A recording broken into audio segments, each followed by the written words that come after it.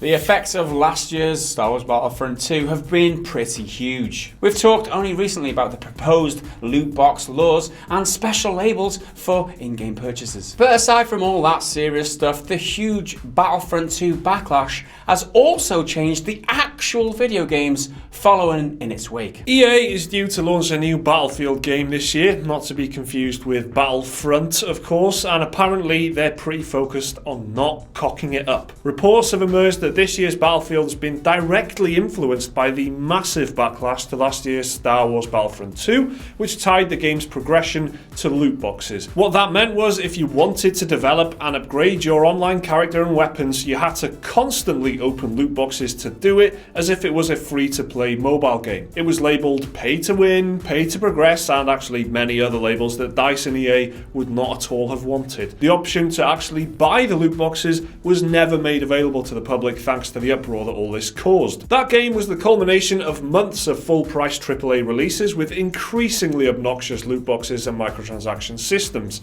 It resulted in a huge anti-loot box backlash which anyone watching this channel should be well aware of by now. Proposals for new laws, studies and investigations by multiple countries around the world, and most recently the US ratings board, the ESRB, announcing a new label for any game with in-game purchases. But it seems the games industry itself, or at least the main publisher in the firing line, EA, is reacting as well. According to a report by respected games journalist Jason Schreier, who else, the people who make the Battlefield games, like many other devs in the industry, have heard the loot box furore loudly and clearly. Schreier asserts that the next Battlefield's microtransaction plans remain in flux, but it's unlikely they will inspire the same anger as Star Wars Battlefront 2. He says, based on a conversation he, respected games journalist Jason Schreier, has had with developers at a range of major studios recently, nobody wants their game to be remembered for its loot boxes. Quote, no one's going to do any pay-to-win stuff anymore. One person close to the next Battlefield told him, respected games journalist. Why am I saying this all the time, Mag? I'm saying respected games journalist Jason Schreier. I know it's funny, but why is it in so many times in this script? Yeah, there's a few reasons. First reason, he is a respected games journalist, so it's important that people know that. However, when I was reading this report, he kept on saying like I, me, talking to me, I. He's just making the story about himself. So I just thought, to make it absolutely clear whose story this is, not ours, this is the story of respected games journalist Jason Schreier. Every time he said I or me, I just wanted to make sure that we reflected that in our coverage of the story as well. We wouldn't want to disrespect him. No. Because genuinely. This is respect. He's a good journalist. But you know, maybe he harps on about himself too much.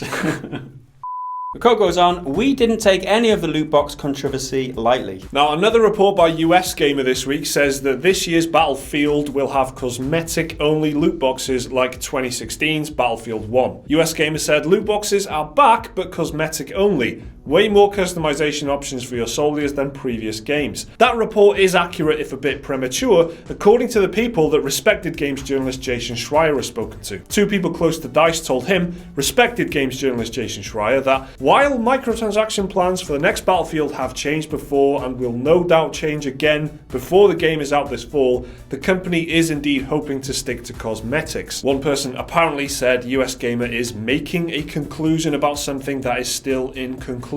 US Gamer was also among a series of online reports in the last few days, starting off with VentureBeat, that said the next Battlefield game will be set in World War II and is titled Battlefield V or 5. I don't know what it is, I've only ever seen it written down.